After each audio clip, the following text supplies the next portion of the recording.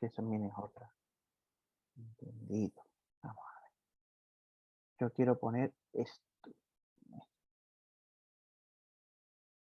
Silvana, No sé lo pones al padre de Banclás, por favor. No sé si me... Aquí está. Perfecto. Ya. Bueno, pues retomando la clase del otro día, en la que ya, digamos, entramos en la cuestión de la teología litúrgica propiamente dicho, ese misterio, ¿no?, que subyace, que se esconde bajo los velos de los ritos, de las plegarias. Habíamos visto la dimensión trinitaria o patrocéntrica, habíamos visto también la dimensión cristocéntrica, cristológica de la misma, lo que era la liturgia como acción sacerdotal de Jesucristo, ¿no? Porque no podemos olvidar nunca esa definición de Sacrosanctum Concilium de que la liturgia es participación en el sacerdocio de Jesucristo y por tanto nosotros nos unimos, Cristo es el que nos asocia, nos hace participar de su eterna redención. Por eso el mismo concilio, en Sacrosanctum Concilium, también va a definir la liturgia como obra de la redención, como obra de redención. Hoy vamos a ver los últimos aspectos, que son la dimensión neumatológica, la dimensión eclesiológica y la antropológica.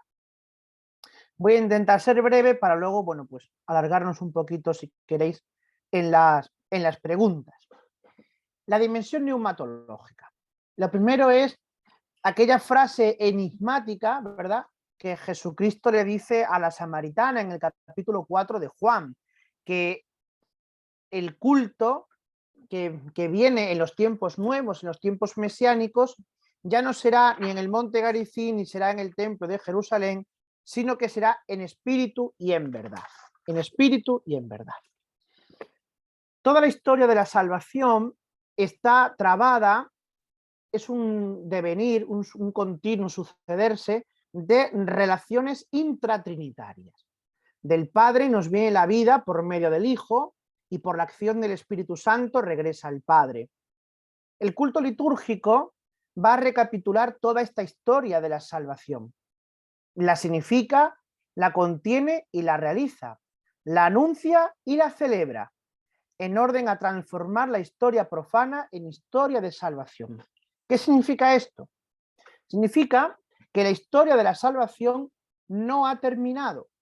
La historia de la salvación comienza en la creación y no va a terminar, no va a concluir a la parusía, es decir, hasta el regreso, hasta la venida, hasta la vuelta gloriosa de nuestro Señor y Salvador Jesucristo. Lógicamente uno dice, bueno, el Señor ya no está, el Señor se ha marchado al cielo.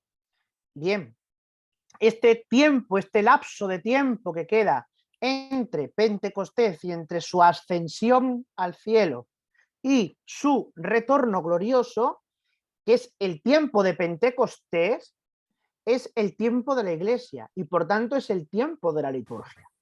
Por eso la historia de la salvación se va actualizando, se va renovando y se va anunciando y celebrando en cada uno de los ritos y plegarias de la Santa Iglesia. Del mismo modo, por ejemplo, que los hebreos cruzaron el Mar Rojo aquella noche, ganando su libertad absoluta frente a la esclavitud de Egipto, nosotros cada vigilia pascual volvemos a atravesar por las aguas bautismales, las aguas lustrales de la aspersión, volvemos a atravesar ese Mar Rojo para ganar la libertad de los hijos de Dios. Yo os invitaría a que analizarais, que tuvierais en vuestras manos y rezarais con el pregón pascual que se canta o se reza la noche de la Pascua, ¿no? Esta es la noche en que la columna de fuego abrió el camino a nuestros padres por el desierto. Bueno, ¿qué tiene que ver la noche de la Pascua del año 2022 con la Pascua de hace 2000 o 3000 años antes de Jesucristo? Porque es la misma historia de la salvación. Es la actualización de los misterios de la que hablaba Próspero Géranger, de la que hablaba Odo Kassel en su obra sobre el misterio de la salvación. Decía él que nosotros celebramos los acontecimientos del pasado en el hoy de la salvación. Hoy es el día de gracia, hoy es el tiempo de la salvación, hoy el Señor ha vuelto a subir a la cruz, hoy el Señor ha resucitado, hoy el Señor nos ha sacado de Egipto, hoy el Señor ha tocado a los enfermos, hoy el Señor ha predicado la buena noticia.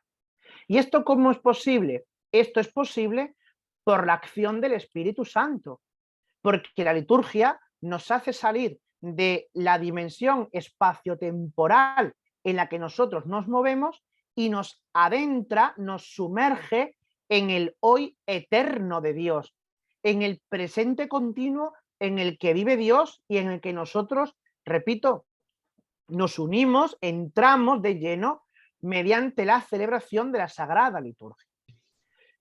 Con Jesús, sigue diciendo el texto que tenéis, con Jesús concluye la época de la figura y del anuncio. Claro, porque todo lo que se ha dicho en el Antiguo Testamento, la ley, los profetas, los salmos, son solo figuras, sombras, tipos de las realidades que habían de venir. Por ejemplo, para entrar en el pueblo judío, en el pueblo de Dios, en el Israel de Yahvé, en el Israel de Dios, había un rito iniciático que todos tenían que pasar por él, y era el rito de la circuncisión. De hecho, hay un precepto, ¿verdad?, en el libro del Deuteronomio, que dice que si un emigrante quiere comer contigo la Pascua, tiene que circuncidarse, ¿no? Si para formar parte del pueblo de Israel había que circuncidarse. Del mismo modo, ahora tenemos el nuevo Israel, el Israel de Dios en Jesucristo. Y también tenemos una nueva circuncisión, un nuevo rito iniciático, que es el santo bautismo. Bien, entonces, esto lo pongo como ejemplo. La circuncisión del Antiguo Testamento, la circuncisión judía, era figura, tipo, sombra, prefiguración del santo bautismo. Por eso decimos que con Cristo concluye la época de la figura y del anuncio, y ahora el culto ya no va a estar sujeto a un templo o a un sacrificio cruento de animales, sino que se realizará, dice Juan en el capítulo 4, versículo 24, en espíritu y en verdad.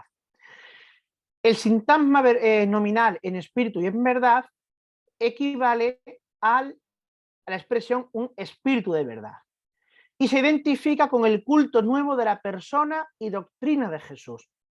Claro, Jesucristo asume en su persona, en su figura, todo lo que le correspondía al templo y a los antiguos sacrificios.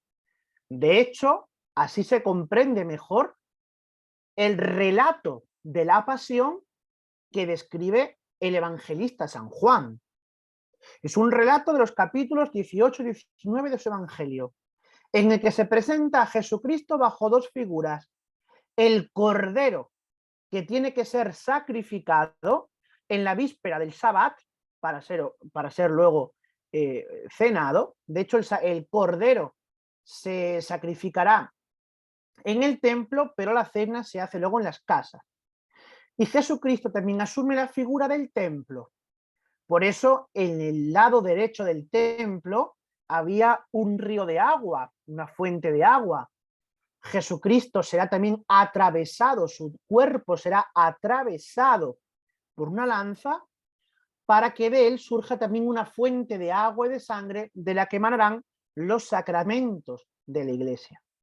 De hecho, si recordáis, en ese mismo evangelio, cuando Jesús habla del templo, dice: yo destruid este templo y en 3 días lo levantaré. Y apostilla el evangelista: pero Jesús hablaba del templo de su cuerpo, Jesús hablaba de su resurrección. Bien, ahora Jesucristo va a ser el templo, va a ser el Cordero, va a ser el árbol medicinal, va a ser las aguas de la vida eterna. La verdad en la revelación mesiánica del culto en espíritu y verdad se identifica, repito, con el culto en la persona y en la doctrina de Jesucristo. Para que se desarrolle este culto es necesario que el hombre sea colmado por el Espíritu de Dios. Claro, Por eso decimos que nosotros somos movidos por el Espíritu, que el Espíritu, dice San Pablo, nos mueve para decir Abba Pater, Abba Padre. Y San Pablo en 1 Corintios dice que nadie puede decir que Jesús es el Señor, no es movido por el Espíritu Santo. Esto se realiza en los creyentes en Jesucristo de forma real y válida mediante la virtud de la fe y el gran sacramento de la fe, que es la iniciación cristiana. Bautismo, confirmación, Eucaristía. Son los 3 sacramentos por los cuales se nos da la vida de la gracia y sin los cuales no se puede ser cristiano de manera plena y de manera completa. El culto nuevo dirigido al Padre se realiza solo en comunión con Cristo, cuyo espíritu nos convierte en hijos de Dios y en asamblea litúrgica. Claro, nosotros somos, por el Espíritu Santo, al unirnos con Jesucristo, somos imagen de ese templo. Somos cuerpo místico de Cristo. La Iglesia, cuando se une en asamblea santa para orar, para hacer su liturgia, está siendo imagen del mismo Jesucristo, está representando al mismo Jesucristo. Os decía el otro día que en la liturgia se da un diálogo continuo entre el sacerdocio bautismal de los fieles y el sacerdocio ministerial del sacerdote, del ministro de Cristo. El ministro de Cristo actúa en la persona de Cristo, pero también en el nombre de la Iglesia. Y os decía, si recordáis, que la oración por excelencia, donde se manifiesta ese diálogo, esa comunión de sacerdocios, esa expresión clara de la corporeidad de Cristo en su liturgia, nos la ofrece la oración Orad Hermanos. La oración que se hace después, al final del ofertorio, ¿no? Orad hermanos para que este sacrificio mío y vuestro sea agradable a Dios Padre.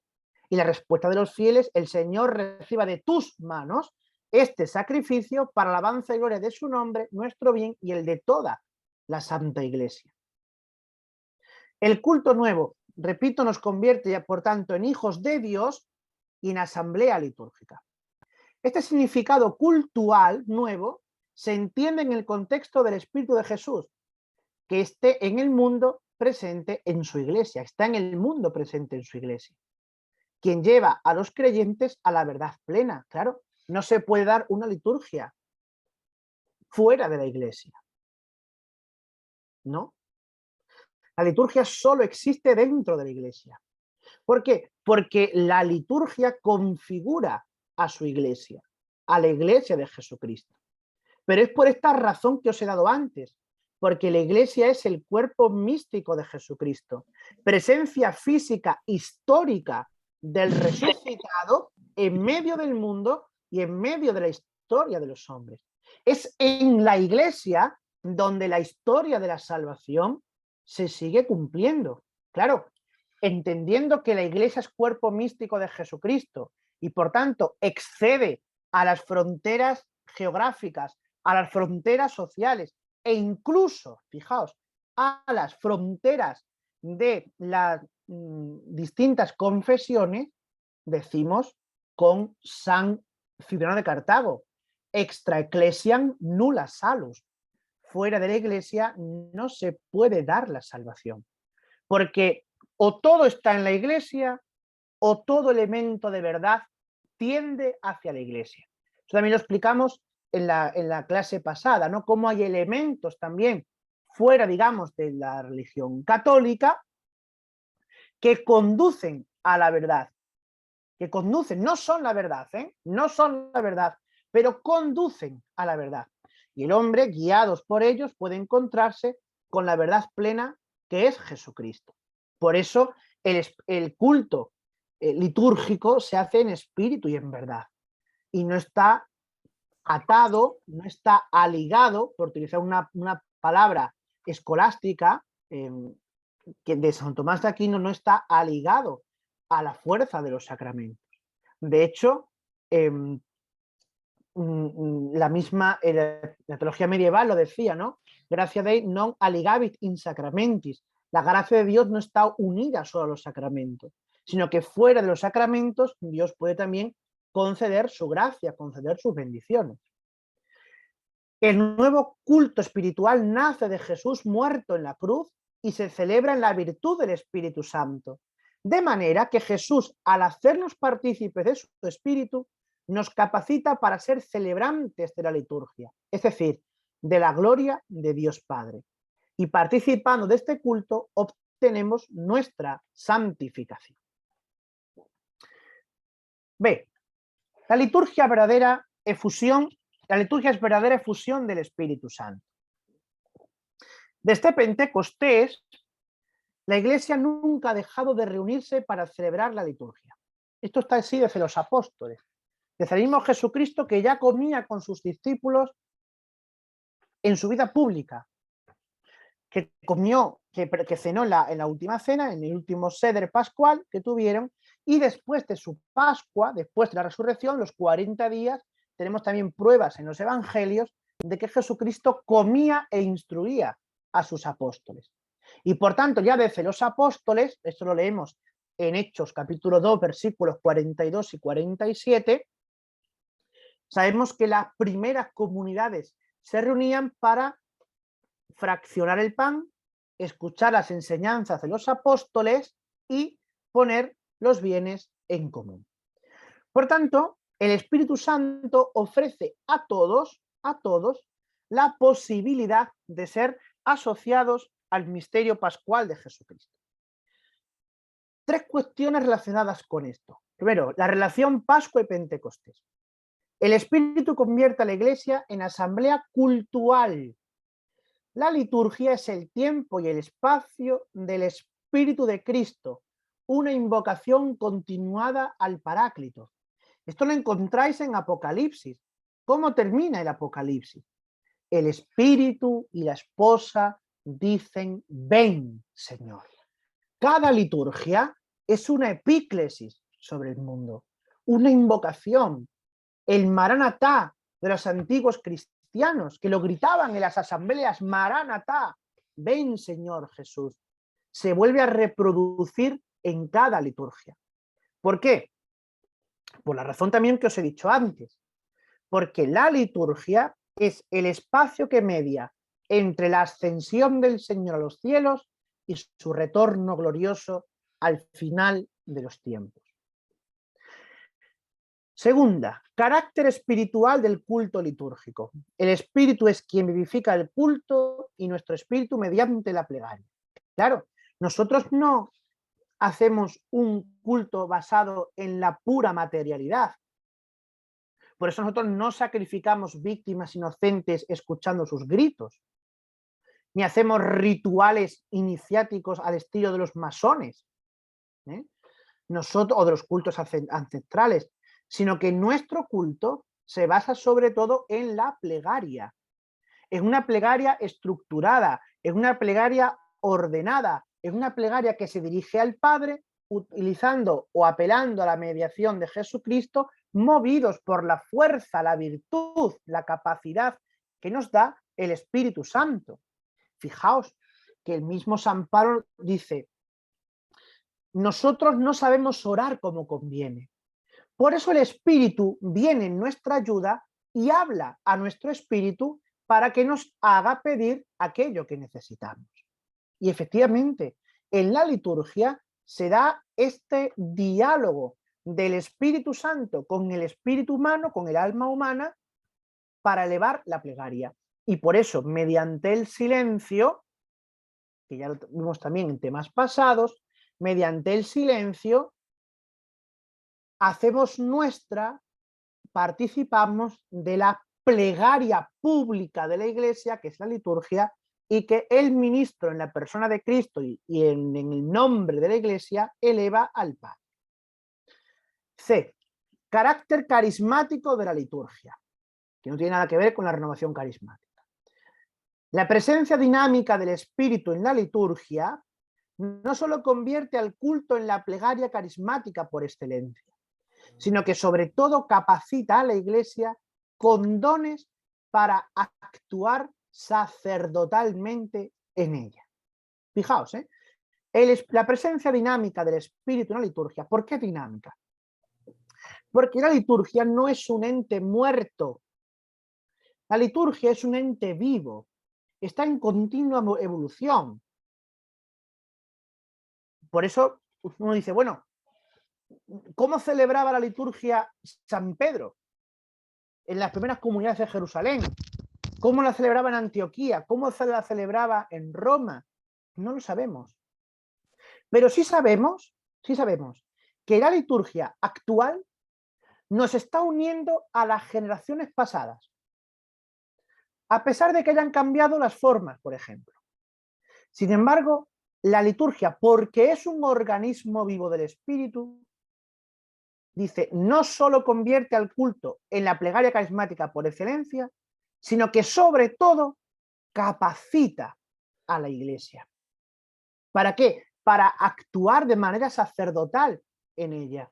Y sacerdotalmente, vuelvo al tema anterior, participamos, actuamos mediante el sacerdocio bautismal y el sacerdocio ministerial. Venga, a la dimensión eclesiológica. La liturgia, epifanía de la Iglesia.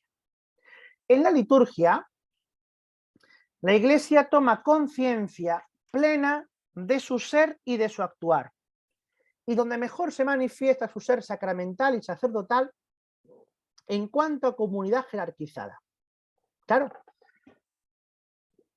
volvemos al tema anterior, a la clave cristológica de la Iglesia como cuerpo místico de Cristo. Ese cuerpo y una cabeza que es Jesucristo. Pero de esa cabeza viene el resto de ministerios.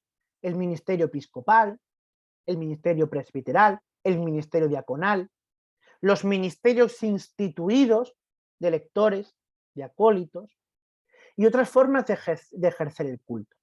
Por eso en la iglesia, en la liturgia, perdón, la iglesia se manifiesta de una manera clara. Sobre todo lo podéis ver si vais a una misa, sobre todo en la catedral, es donde mejor se vería esto, en una celebración de la catedral, o al menos una celebración del obispo, en la procesión de entrada. En la procesión de entrada van los acólitos primero. Los acólitos llevando la cruz, llevando el incienso, llevando los candelabros, el diácono llevando el evangelio, los presbíteros y por último, cerrando el cortejo procesional, va siempre el ministerio episcopal. Van los obispos y el obispo que preside la celebración.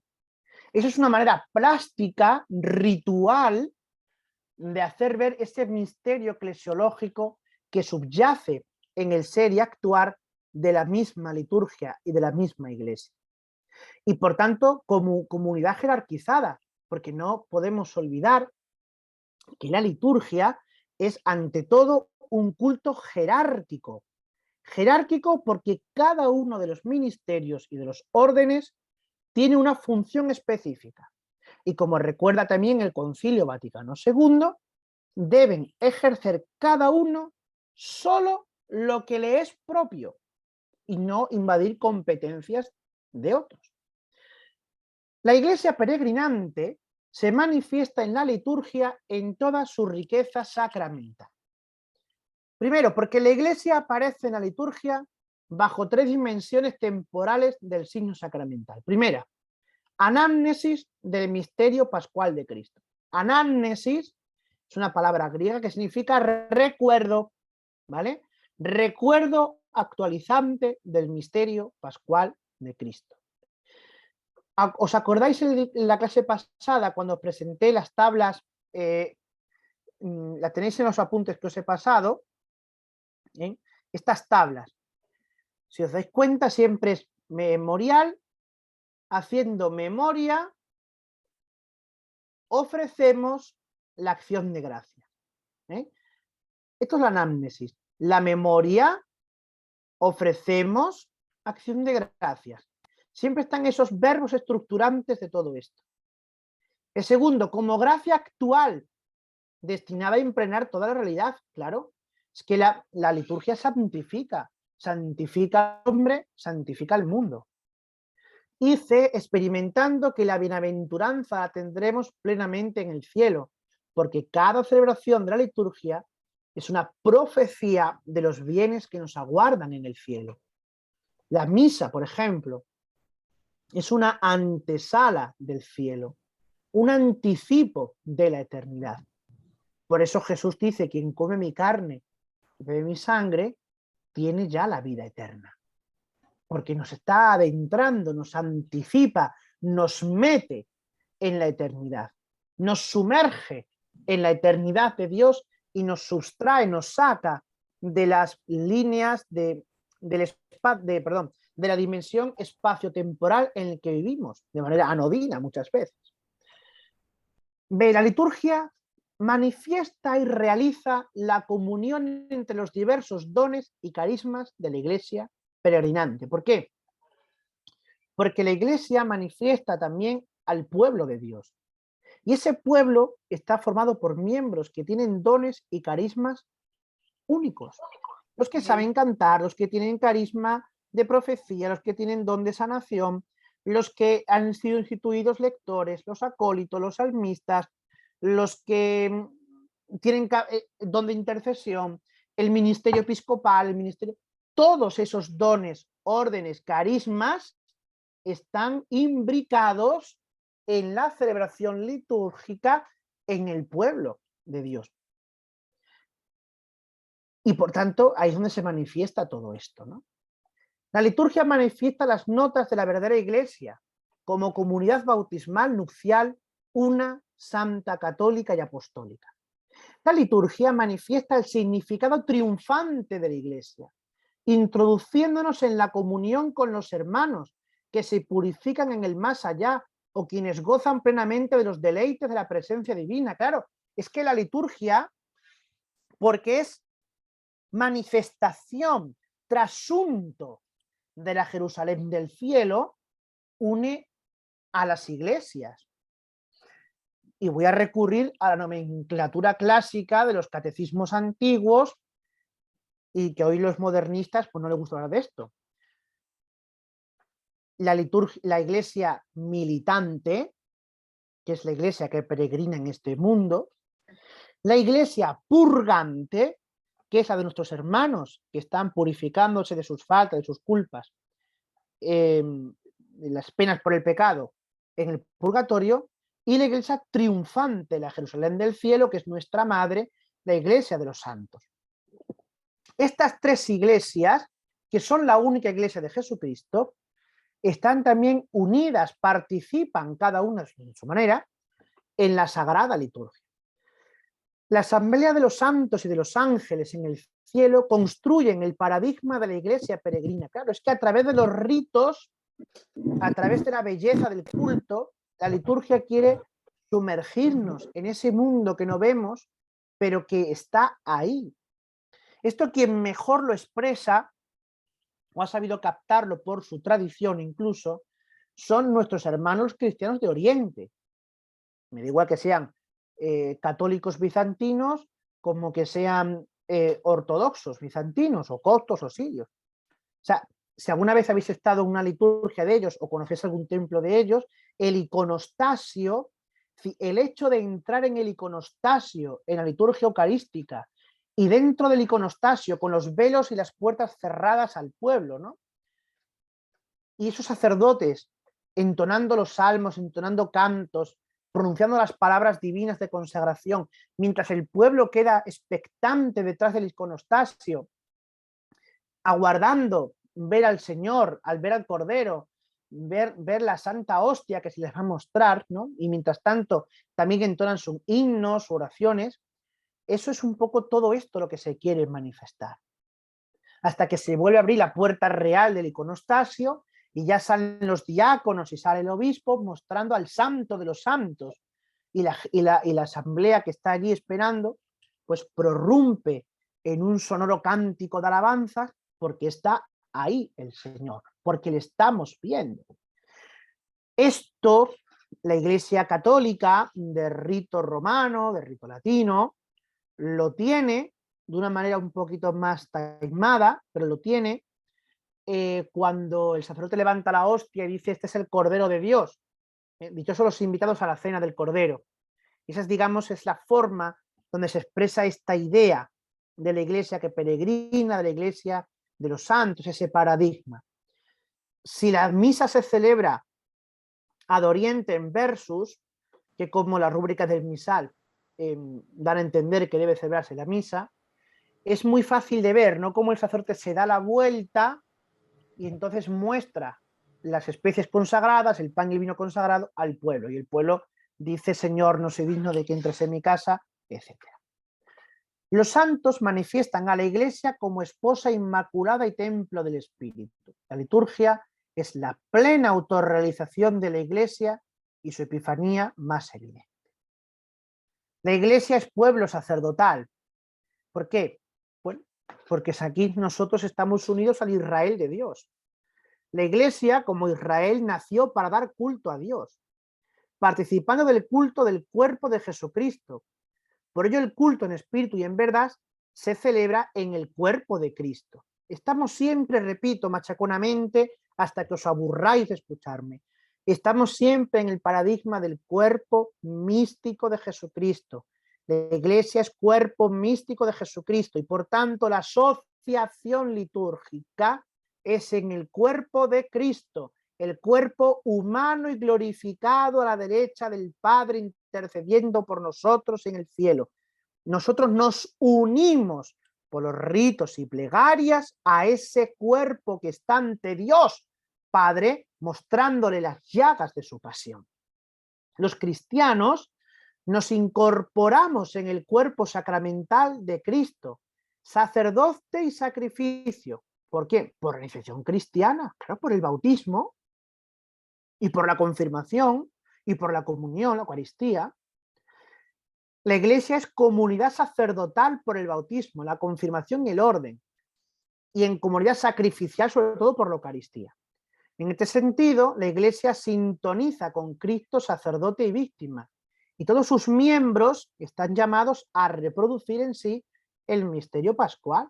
Claro, no sé si hay algún sacerdote que sigue estas clases, estos vídeos, ¿no? Pero si hubiera un sacerdote o algún seminarista, escuchará o escuchó el día de su ordenación aquellas frases, ¿no? De recibe la ofrenda del pueblo de Dios, considera lo que realizas, imita lo que conmemoras y configura tu vida con el misterio de la cruz de Cristo. Si al sacerdote se le confía configurar su vida, su ministerio, con la cruz de Cristo. Pero todos los miembros estamos llamados a eso mismo. La liturgia será pues una consecuencia del poder real que tiene la Iglesia de renovar sacramentalmente el sacrificio de la cruz, convirtiéndose en comunidad sacerdotal y sacrificial. Y por último, la dimensión cósmica y antropológica. Claro, daos cuenta de que el apóstol San Pablo, en su carta a los Romanos, capítulo 12, versículo 1, nos dice: presentad vuestros cuerpos como hostia viva, agradable y santa, y ofreced así vuestro culto razonable, en griego vuestro logikelatreia, culto lógico, culto racional, culto del logos, dice San Pablo, ¿no? Esto habría que recordárselo a los hermanos, bueno, hay que llamarlos así, a los hermanos separados protestantes, que tanto les gusta presumir de San Pablo y de sus cartas. Bueno, pues que estudien, porque San Pablo dice el logikelatreia en griego, el culto del logos, que se hace en la corporalidad de la iglesia, del cuerpo místico de Cristo. Sacrificio, y todo sacrificio necesita, requiere, exige un sacerdocio. Por tanto, si no hay sacerdocio, no hay sacrificio. Si no hay sacrificio, no hay transubstanciación y por tanto no hay verdad eucarística. Luego, nuestros hermanos que no reconocen esto no pueden comulgar porque no reconocen a la víctima viva, santa y agradable que ofrecemos, que no es otra cosa más que el mismo Jesucristo, Señor nuestro, que intercede por nosotros ante el Padre. Cierro el paréntesis. El diálogo ecuménico, hay que decir. Entonces, el verdadero planteamiento antropológico de la liturgia se fundamenta definitivamente en el cuerpo de Cristo, verdadero templo donde se celebra el culto en espíritu y en verdad. Claro, porque yo hasta ahora, aposta, he utilizado las categorías del Concilio Vaticano II de la Iglesia como pueblo de Dios, cuerpo místico de Jesucristo, pero queda una tercera categoría trinitaria, que es templo del Espíritu. Te das cuenta que San Pablo, a San Pablo hay que leerlo, ¿eh? Hay que leerlo, pero las cartas hay que leerlas de un lado para otro y así, porque si no, no se entiende. Claro, San Pablo te dice, presentad vuestros cuerpos como hostia viva, sacrificio agradable, vuestro sacrificio razonable, lógica, y la traía el sacrificio unido al logos. Vale. Pero en otro momento dice San Pablo, es que no sabéis que vuestro cuerpo es templo del Espíritu. ¿Ah? ¿Por qué dice San Pablo eso? Porque San Pablo está uniendo en el cuerpo, en la corporeidad humana y la corporeidad de la Iglesia, la dimensión sacrificial y la dimensión de templo.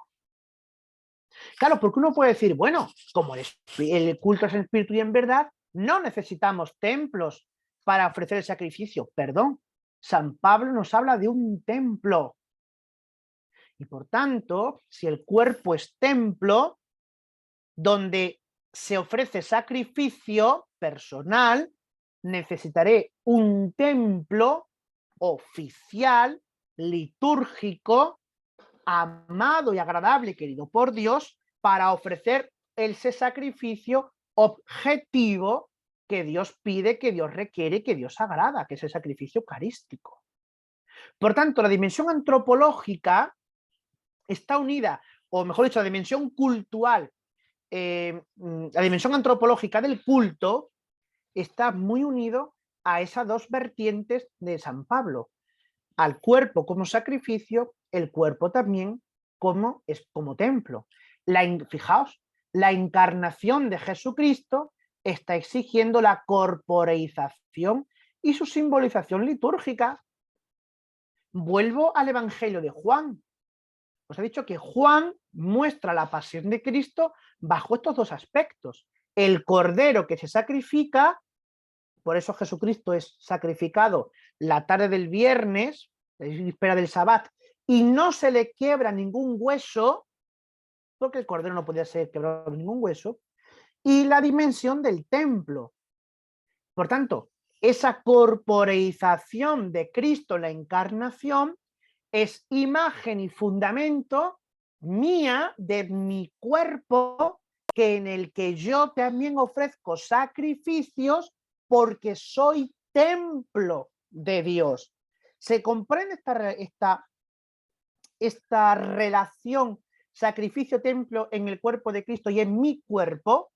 Claro, es que con mi cuerpo celebro, es que con mi cuerpo me levanto, me pongo de pie, me siento, me pongo de rodillas, abro la boca para comulgar, junto mis manos para orar, con mi cuerpo huelo incienso, oigo plegarias, veo luces y colores, saboreo la hostia, saboreo el cáliz, con mi cuerpo siento el aceite de la unción que penetra por mis poros, y por eso en la liturgia de difuntos hay un rito que es la incensación del cadáver, porque ese cuerpo ha sido templo del espíritu y ahora va a ser sepultado para esperar en el nicho, en el cementerio o en la ceniza, se está poniendo ahora muy de moda, para esperar la resurrección de los muertos. Y de ahí es la razón fundamental, y concluyo, por la que nosotros confesemos la resurrección de la carne. Porque si este templo de mi cuerpo, donde se ha ofrecido el sacrificio, donde se ha alabado a Dios y se ha hecho la liturgia, está condenado a la destrucción, entonces ¿para qué lo quiero? ¿Qué valor salvífico, santificador tengo si al final no voy a resucitar con mi cuerpo? ¿Se comprende esto? Por eso, las enseñanzas del Evangelio, de las cartas de Pablo y toda la tradición de la Iglesia es que los muertos resucitarán al final del tiempo con el cuerpo, con la carne, de una manera gloriosa, de una manera distinta como estamos ahora, pero con su cuerpo, para vivir eternamente con Dios. El cuerpo del cristiano, bautizado en la muerte y resurrección de Cristo, es una realidad cultural que ha de ser ofrecida santamente a Dios. Romanos 12:1. La liturgia, celebración sacramental y eclesial del misterio pascual de Cristo, en su propio ámbito antropocéntrico, es la fuente de la liberación histórica e íntegra del hombre mediante la acción del Espíritu Santo. Claro, este fue el fallo, por ejemplo, que vosotros en América lo padecisteis más que nosotros en Europa, ¿no? Aunque a nosotros nos llegó de otra manera. Pero era el fallo de la teología de la liberación, donde se desvanecía la liberación del pecado y por tanto de la muerte y del mal, y se cambiaba por una liberación histórica contra la clase explotadora, contra el terrateniente, contra aquello que alienaba al obrero, al jornalero, etcétera, etcétera, ¿no? Bueno, el hombre se transforma interior y exteriormente por la participación en las celebraciones litúrgicas. Y hasta aquí el tema que tenía con vosotros. Y ahora, bueno, pues tenemos un ratito, por lo menos 15, 20 minutos, para si alguna pregunta, algún comentario o algo que nos tenga que decir nuestro querido Leandro. Muchas gracias por esta primera parte del curso y en octubre, Dios mediante, si seguimos vivos, y el Señor nos ha venido en gloria antes, pues estaremos aquí. Gracias, buenas tardes, padre. Leandro, estás... Ay, sí. Te paso la palabra, Leandro. Estás...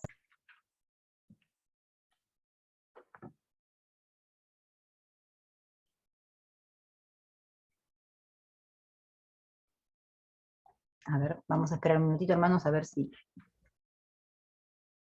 Leandro, ya estamos viendo las manos levantadas, pero vamos a esperar que Leandro quería, porque estaba en una actividad, quería hablar con el padre, si no vamos a empezar. Sí, hermanita. Ahí está Aquí Leandro. Estoy. Ya. Muy adelante. Bueno, queridísimo padre, más que nada agradecerle en nombre de Mater Fátima, en nombre del padre Héctor y sobre todo en nombre mío, en nombre propio, esta generosidad que usted ha tenido para con nosotros, para con todos los que hemos saboreado sus enseñanzas, para todos los que lunes a lunes nos hemos ido adentrando en la celebración del misterio cristiano. Quiero decirle a todos que el padre Francisco Torres llegó como un regalo del corazón de la madre y nos dijo desde el primer momento que no se le puede decir no a la madre. Y es un ejemplo. Agradecerle también por la dirección espiritual, agradecerle por todo el bien que nos hace y comprometernos. Sabemos que usted empieza ahora un proceso de profundización en el estudio, comprometernos a rezar por usted, a acompañarlo y obviamente nos queda la nostalgia de ojalá que pueda volver en otro momento a acompañarnos y darnos otro nuevo curso. Las puertas de la Casa de la Madre van a estar abiertas siempre para usted y agradecerle muchísimo de corazón, padre. A vosotros por esta oportunidad tan bonita. Pues yo creo que todos nos enriquecemos, ¿no? Yo muchas veces con mis amigos que me preguntan, bueno, ¿qué tal lo de Mater Fátima? Digo, pues mira, me está sirviendo sobre todo para conocer la iglesia que hay en América. A base muchas de vuestras preguntas, de vuestros interrogantes, bueno, pues veo que no somos tan distintos en Europa como en América, ¿eh? Aunque bueno, es verdad que tenemos una historia distinta y un universo, digamos, filosófico, intelectual distinto, del mundo, una cosmología distinta, pero bueno, yo creo que al final tantos problemas en la iglesia que ustedes y nosotros compartimos, pero seguimos adelante. Muchísimas gracias de verdad, padre. Muchas gracias. Y bueno, si usted quiere hacer preguntas, ya queda en su tiempo. Sí, yo tengo como 15-20 minutos porque no estoy no estoy en el pueblo y en la parroquia, venía a mi casa y tengo que decir misa ahora a las 8:30, dentro de 45 minutos a un convento y intento coger el coche. Así que, pero bueno, 15-20 minutitos, con vosotros puedo estar si queréis alguna cuestión, alguna cosita. Yo quisiera preguntarle a nivel academia, algo que hemos estado debatiendo con algunos hermanos, y es el tema de la nueva exhortación, el nuevo pedido del Papa sobre reformar y empezar a profundizar el estudio de la Sagrada Liturgia en la Iglesia, ¿no? Este pedido urgente del Papa, y cómo lo lee usted en este acontecimiento sinodal, cómo se podría entender y qué trae de novedad este documento del Santo Padre, ¿no? Bueno, a ver, lo que ha publicado el Papa es una exhortación apostólica, no tiene valor magisterial, en el sentido de que no define nada ni impone nada, ¿no? Es simplemente, y él lo dice, unas reflexiones acerca de la formación litúrgica. Yo creo que este documento tiene un valor en tanto en cuanto el Papa ha puesto de relieve la necesidad que tiene el pueblo de Dios, y cuando digo pueblo de Dios meto a los curas y a los obispos, de formarse bien en la liturgia para prevenir a veces los excesos. Los excesos por una parte y los excesos por la otra, ¿de acuerdo? Hay un punto que quizás sea conflictivo en ese documento, que es cuando hace referencia a tradiciones custodes, que, bueno, ha sido polémico sobre todo por la gente más sensible o que celebra en el rito tradicional, en el rito de San Pío V, reformado por Juan XXIII. Pero es verdad que tampoco el Papa lo ha abolido, con lo cual no se puede decir, como yo he escuchado por ahí, en medios de comunicación bastante, bueno, me veo recalificativo, ¿no? El Papa prohíbe la misa hacia Oriente y el latín. Eso el Papa no lo ha prohibido nunca. Es una cosa porque el Papa no puede prohibirlo. El Papa no puede prohibirlo. Bueno, yo creo, repito, voy a la cuestión, ¿no? Yo creo que este documento, que se lee bastante bien, son 65, 68, creo que son 65 párrafos, 65 puntos, merece la pena ser leído, sobre todo, bueno, pues llamar la atención a esto que nosotros hemos hecho en Mater Fátima estos meses, ¿no? La formación litúrgica del laicado, la formación litúrgica del pueblo de Dios, para aprender con H intercalada. Aprender es una palabra griega que significa coger, tomar entre las manos y no soltarlo, ese misterio que se nos revela bajo los signos sacramentales del pan y del vino.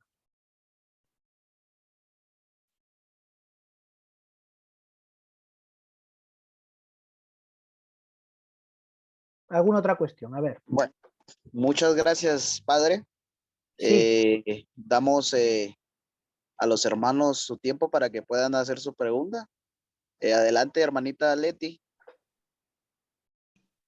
Hola, buenos días, padre Francisco. Días. Muy buenos días, padre. Pues, ay, híjole. Pues, padre, yo primero quiero agradecer a Dios por su vida, por haberlo puesto en nuestro camino, en Mater Fátima. Disculpe, padre, pero disculpe mis lágrimas, pero es de emoción de haber concluido este ciclo. Es algo muy hermoso haberlo tenido como maestro, como guía espiritual. Bueno, no tengo palabras. Gracias a Dios por su vida, padre. Gracias a Dios porque sembró desde el vientre de su madre esa semilla en usted de ser esa persona, ese sacerdote, ¿verdad? Gracias, padre. En lo que a mí respecta,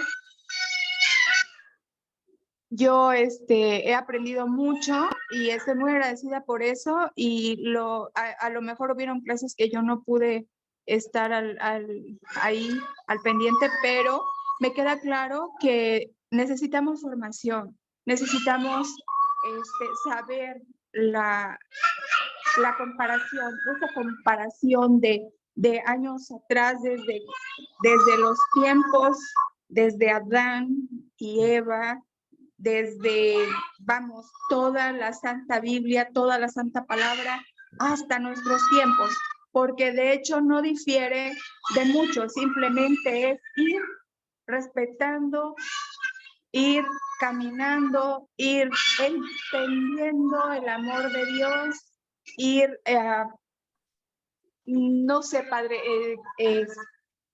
entendiendo, sí, realmente, y respetando las leyes de Dios. Y yo Así creo es. que lo demás viene por añadidura, y de verdad Así que yo me es. siento muy alegre, mi corazón está rebosante de alegría por todo lo que he aprendido.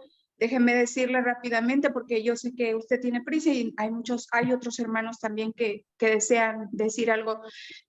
La verdad es que yo cuando yo nací dentro de la Iglesia Católica en Renovación Carismática, y mi meta era, no, pues me tengo que preparar porque yo quiero proclamar la palabra, yo quiero proclamar, y para mí todo era proclamar, ¿no?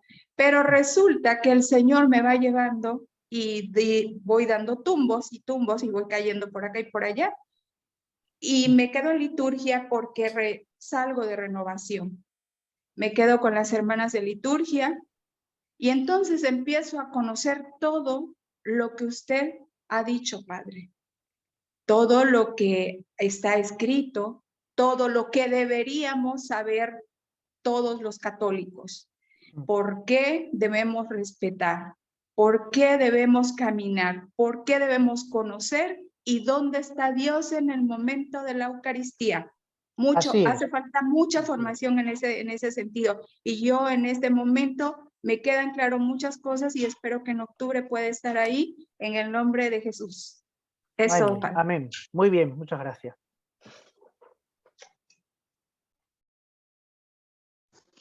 Muchas gracias, hermana. Adelante, hermano José.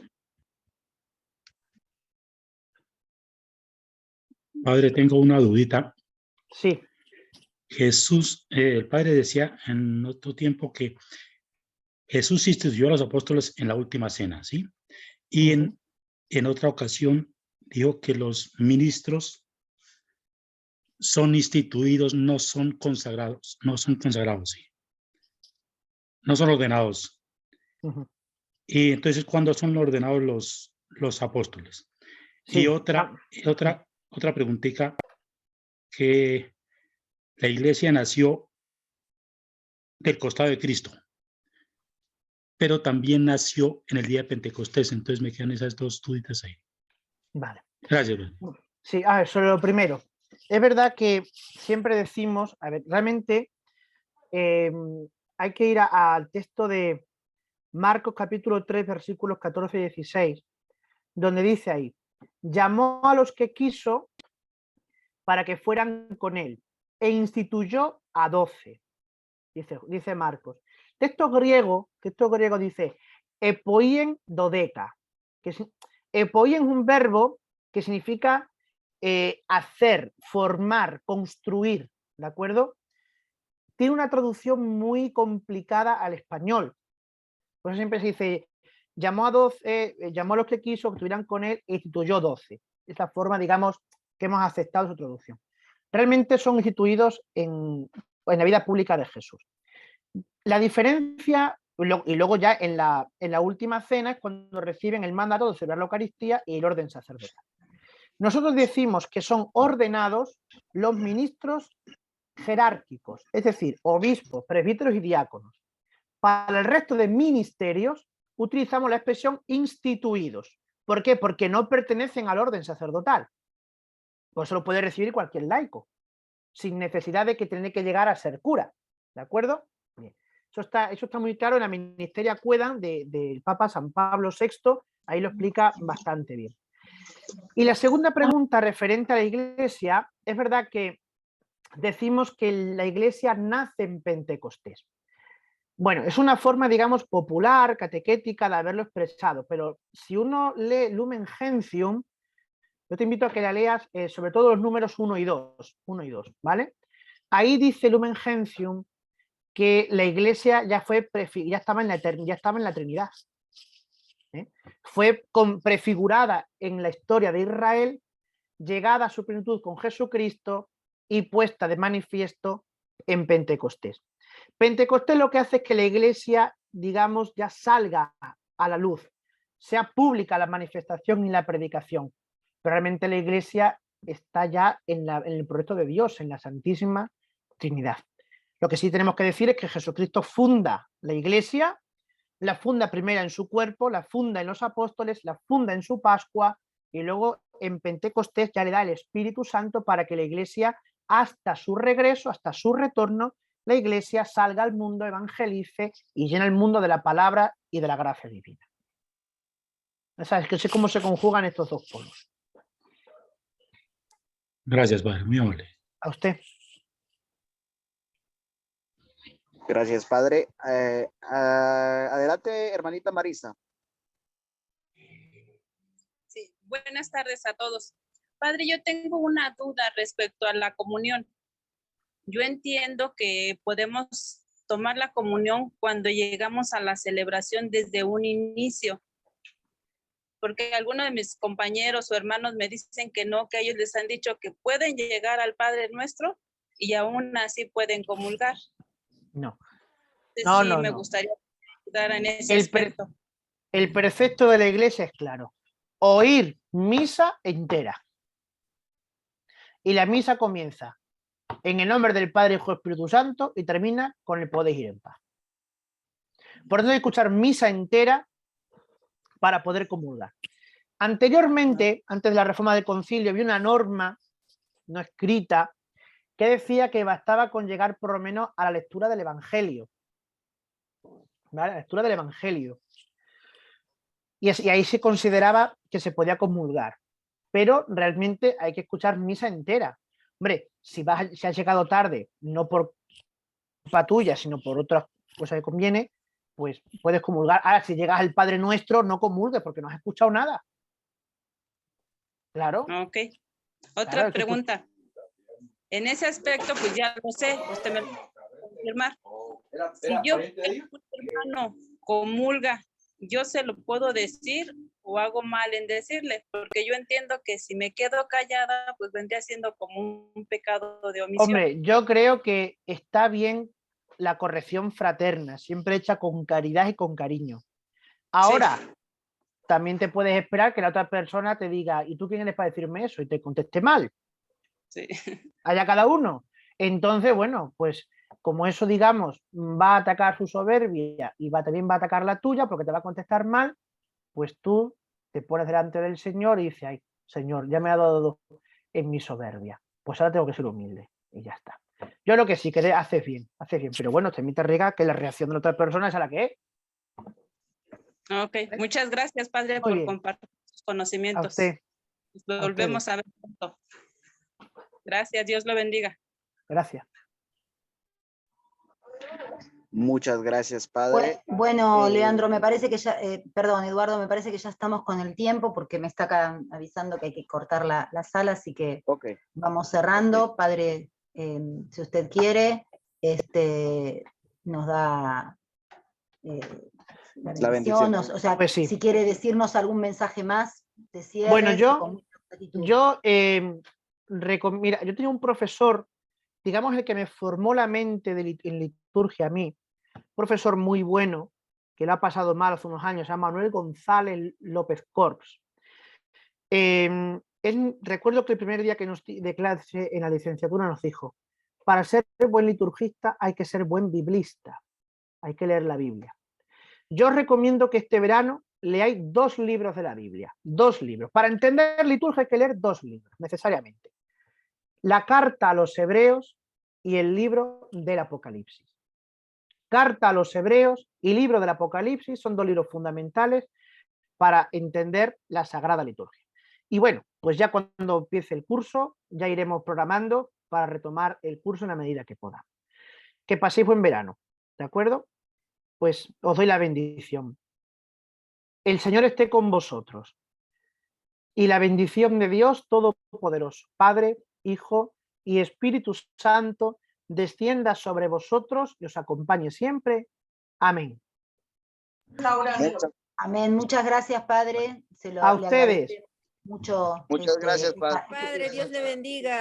Dios le bendiga. Dios bendiga a todos. Padre.